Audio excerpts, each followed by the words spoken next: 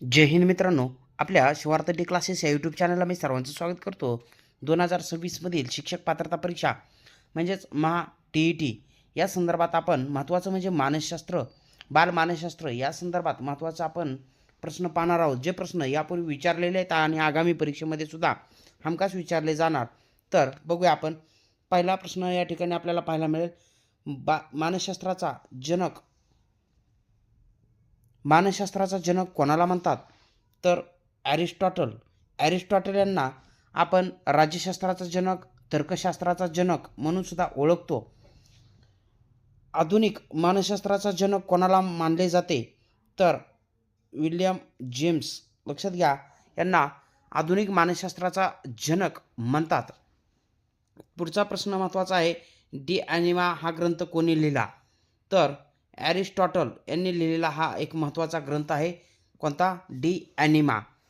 त्याच्यानंतर आपण बघणार आहोत पुढे की मानसशास्त्राची पहिली प्रयोगशाळा कोणत्या देशात स्थापन झाली होती? तर जर्मनी या देशामध्ये स्थापन झाली होती आणि जर्मनीतील लाइप्झिग नावाचं ठिकाण. पाचवा प्रश्न आहे. जर्मनीत मानसशास्त्राची पहिली प्रयोगशाळा कोणी सुरू केली होती? तर मानसशास्त्रज्ञ विल्यम वुंट यांनी ही मानसशास्त्राची पहिली प्रयोगशाळा स्थापन केलेली होती. शिवाय एक प्रायोगिक मानसशास्त्राची सुरुवातसुद्धा याच ठिकाणी आपल्याला झालेली पाहायला मिळते, विल्यम वुंट यांच्या माध्यमातून. जगातील मानसशास्त्राची पहिली प्रयोगशाळा कधी स्थापन झाली? तर 1879. लक्षात घ्या, 1879मध्ये ही मानसशास्त्राची पहिली प्रयोगशाळा जर्मनीतील लाइप्झिग येथे विल्यम वुंट यांनी सुरू केलेली होती. मित्रांनो, 1879मध्येच एक महत्त्वाचं म्हणजेच की आपल्याला जे की आर्य समाज होता स्वामी दयानंद सरस्वती यांचा, तर त्यांच्या आमंत्रणावरून जे की थिओसॉफिकल सोसायटीचे असणारे कर्नल हेनरी स्टील अल्कॉट आणि मॅडम ब्लॅवास्की हे दोघंजण भारतामध्ये आलेले होते स्वामी दयानंद सरस्वती यांच्या आमंत्रणावरून. तर GSमध्ये हा पॉईंट आपल्याला विचारला जाऊ शकतो. तर त्याच्यानंतर पुढे जाऊया. तर या ठिकाणी प्रायोगिक मानसशास्त्राचे जनक कोणास म्हणतात असाही प्रश्न विचारला जाऊ शकतो, विल्यम वुंट. तर लक्षात घ्या मित्रांनो, यापूर्वी एक शिक्षक पात्रता परीक्षेमध्ये जवळपास 2 वेळा शिक्षक पात्रता परीक्षा क्वालिफाय करून जवळपास 3 वेळेस टेट ही एक्झाम दिलेली आहे. त्यामुळं ह्या संपूर्ण अनुभवाचा फायदा नक्कीच आपल्याला होईल. जे की शिक्षक पात्रता परीक्षा पात्र ठरण्यासाठी असणारं जे काय आवश्यक नॉलेज आहे ते नक्कीच घेण्यावर आपला भर राहील. तर बघूया आपण पुढचा पॉईंट.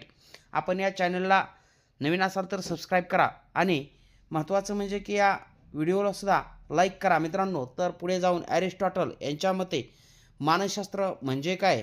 तर आत्म्याचे शास्त्र. तर लक्षात घ्या, मानसशास्त्राचे असणारे जनक ॲरिस्टॉटल यांनी आत्म्याचे शास्त्र म्हणजे मानसशास्त्र अशी मानसशास्त्राची व्याख्या केलेली आहे. पुढचा प्रश्न महत्त्वाचा आहे. 8वा, मॅकडुगल यांच्या मते मानसशास्त्र म्हणजे काय? तर मनाचा अभ्यास करणारं जे काय शास्त्र आहे त्याला मॅकडुगल यांनी काय म्हटलेलं आहे? तर मानसशास्त्र. ह्या व्याख्या जशाच्या तशा एक्झाममध्ये विचारल्या जातात मित्रांनो. मनाचा अभ्यास करणारं शास्त्र म्हणजे मानसशास्त्र मॅकडुगल म्हणतात.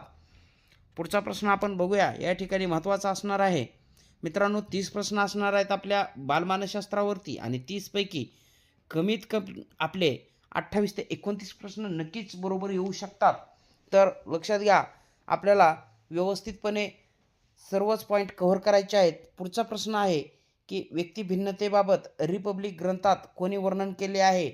तर प्लेटो यांनी वर्णन केलेलं पाहायला मिळतं. प्रश्न 10वा आहे. विल्यम वुंट यांच्या मते मानसशास्त्र म्हणजे डॅश डॅशचे शास्त्र होय? तर बोधावस्थेचे शास्त्र असं विल्यम वुंट यांनी म्हटलेलं होतं. लक्षात घ्या, म्हणजे विल्यम वुंट यांच्या मते मानसशास्त्र काय आहे? तर बोधावस्थेचं शास्त्र आहे. पुढचा प्रश्न आहे. सिग्मंड फ्राईड यांनी मानसशास्त्राला डॅश डॅशचे शास्त्र म्हटले? तर अबोधावस्थेचे शास्त्र सिग्मंड फ्राईड म्हणतात मानसशास्त्राला. बोधावस्थेचे शास्त्र विल्यम वुंट आणि अबोधावस्थेचं शास्त्र म्हणजे मानसशास्त्र सिग्मंड फ्राईड.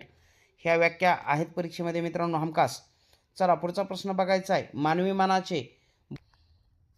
मानवी मनाचे बोध आणि अबोध अशा 2 भागामध्ये सिग्मंड फ्राईड मानवी मनाचं त्या ठिकाणी वर्गीकरण करतात. त्याच्यानंतर पुढचा प्रश्न आपल्याला आहे जे बी वॅटसन यांच्या मते मानसशास्त्र म्हणजे काय? तर मानवी वर्तनाचा अभ्यास करणारे शास्त्र म्हणजे मानसशास्त्र. मानवी मनाचा अभ्यास मॅकडुगल आणि मानवी वर्तनाचा अभ्यास जे बी वॅटसन. कीवर्ड लक्षात घ्यायचे आहेत फक्त आपल्याला. पुढचा प्रश्न आहे मानसशास्त्राची पहिली व्याख्या करण्याचे श्रेय कोणाला जाते? तर ॲरिस्टॉटल मानसशास्त्राचे जनक. शिवाय डी ग्रंथ लिहिणारे ॲरिस्टॉटल यांना मानसशास्त्राची पहिली व्याख्या करण्याचं श्रेय जातं. पुढचा प्रश्न आपल्याला महत्त्वाचा आहे बघा. मानसशास्त्राचे जनक ॲरिस्टॉटल कोणत्या देशाचे होते? तर लक्षात घ्या एक थोर असे ग्रीक विचारवंत होते ते ग्रीक. लक्षात घ्या मानसशास्त्राला कोणत्या सालापासून शास्त्रीय स्वरूप प्राप्त झाले म्हणजे प्रायोगिक तत्वावर या ठिकाणी मानसशास्त्राचा अभ्यास होऊ लागला तर 1879 पासून. पुढचा प्रश्न आहे मानसशास्त्राचा मानवतावादी पाया कोणत्या मानसशास्त्रज्ञाने घातला?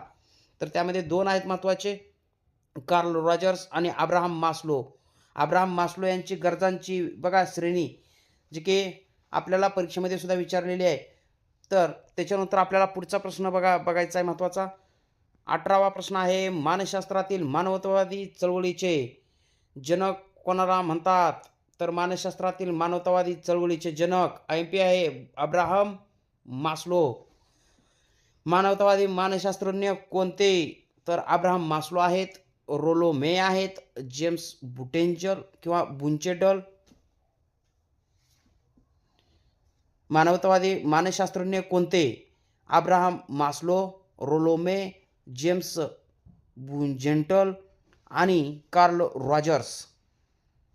20वा प्रश्न आहे सायकोलॉजी हा शब्द कोणत्या भाषेतील आहे? तर ग्रीक या भाषेतील हा शब्द पाहायला मिळतो. प्रश्न सोपे आहेत मित्रांनो, परंतु आपल्या म्हणजे की रिव्हिजनमध्ये यायला पाहिजेत आणि आपल्याला 30 पैकी एकूण 28 ते 29 प्रश्न बरोबर यायलाच पाहिजेत आणि 30 पैकी 30 आल्यानंतर तर भारीच झालं. चला तर पात्रता परीक्षा असणार आहे आपली. तर त्या अनुषंगाने आपण जर चॅनलला नवीन असाल तर चॅनलला सबस्क्राईब करा आणि हा व्हिडिओ आपल्या मित्रापर्यंत शेअर करा. तसेच व्हिडिओला लाईक करा. मित्रांनो भेटूया पुढच्याच अशा महत्त्वाच्या व्हिडिओसह. तोपर्यंत धन्यवाद. जय हिंद. वंदे मातरम.